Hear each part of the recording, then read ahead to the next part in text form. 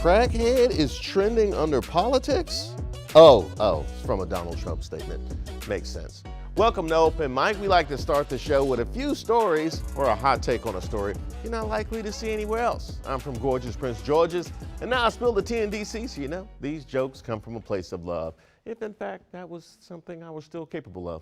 Let's start things off here in DC, where the late Chadwick Boseman's Black Panther suit is set to go on display at the Smithsonian.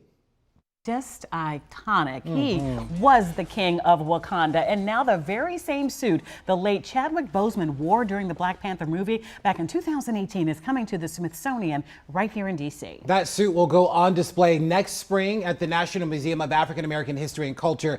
It will be part of their upcoming exhibition, Afrofuturism, a history of Black futures. Wakanda is coming to Washington, and they announced this as Wakanda Forever is opening in theaters today. This is the only thing resembling a spoiler that I want to see. Y'all better not try and ruin Black Utopia, the movie Part 2 for me. Now, Afrofuturism, a history of Black futures, will go on display on March 24th, 2023, and along with the iconic suit, other pieces from the film will be featured, including a shooting script signed by director Ryan Coogler himself. I'm already looking forward to the Afrofuture. Spring 2023 can't come soon enough. Lines are about to be down the street like when the Blacksonian first opened. Now, Boseman was a graduate of Howard University, and his name adorns the school's College of Fine Arts, so this provides yet another opportunity for folks in the area to honor his life and legacy. Next move, Smithsonian, let's go ahead and display that wig he used for Get On Up.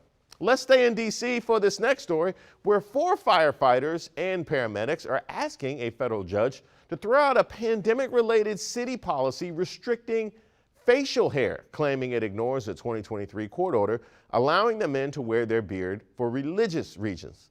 Now, can I file a motion for help with growing a beard? Because it's just not happening on its own. I need a court order to tell this thing to connect, something. The district began enforcing their beard restriction policy as a COVID-19 precaution, claiming that facial hair interferes with a face mask's ability to have an airtight seal. I personally thought the policy was in response to somebody's nasty food crumbs, which is almost as important when it comes to public safety. Go figure. Now, I'm no legal expert, but I think these guys have a pretty strong case. At least I hope so, for the sake of men all across the city who grew beards to hide the fact of their faces really look like they do. You know, DC can't let the powers that be force dudes to reveal their true faces to the women they've been beard fishing for years. They've clearly committed to growing that face full of deception. Don't take that away from them. Now, I chose this next story out of Lexington, Kentucky, because it's a wild one. A University of Kentucky student seen on video attacking and repeatedly hurling racial slurs at a Black student was permanently banned from campus and will not be allowed to re-enroll. The now ex-student, Sophia Rosing, who you see there, has been charged with first and second offenses of alcohol intoxication in a public place, third-degree assault of a public officer, fourth-degree assault, and second-degree disorderly conduct. Now, she may not be in school anymore, but clearly she is a graduate-level Karen. Rosing posted a plea on her Instagram story that further cemented her spot in the Karen Hall of Fame by making excuses for her actions and blaming the people who recorded her for getting her kicked out of school. Come on, Sophia. Come on, Sophia. Really? You blaming a person recording? Nobody made you attack that girl and drop more N-words than a Django Unchained marathon. Accountability must not be on the curriculum. Let's head to Denmark for this last story, where an archer named Lars Andersen set a Guinness World Record for the most consecutive arrows shot through a keyhole. Official world record attempt. How many arrows is it possible to shoot through a keyhole, one after another? 1 arrow, 2 arrows, 3 arrows, 2, 4 arrows.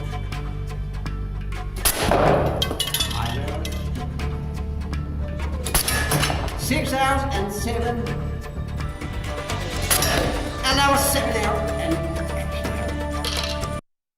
and the crowd goes wild. We couldn't get all the fans watching in the frame, but Clearly, there's a world record for everything. How much free time do you think you need to find out you have this skill? I mean, I think this guy missed his calling in the Hunger Games. I mean, he makes Katniss look like an amateur. If the CIA ever needs to take down a foreign enemy through a closed door, this is their guy. Who needs drones when you got Lars? Now, all these years I've been watching those Lord of the Rings movies and thinking, Legolas is unrealistic. Turns out Legolas was trash compared to Lars. Legolas didn't kill any orcs through a keyhole. That blonde elf couldn't tighten Lars' bow. But congratulations to Lars. This is definitely the most random thing I've been excited about in quite some time. And I spent a good amount of time watching fight clips and Boosie interviews every day. My favorite story? You know it's got to be Chadwick Boseman's T'Challa suit. I've already marked March 24th on my calendar. Hey, but don't forget, Smithsonian, find that James Brown wig and make it happen.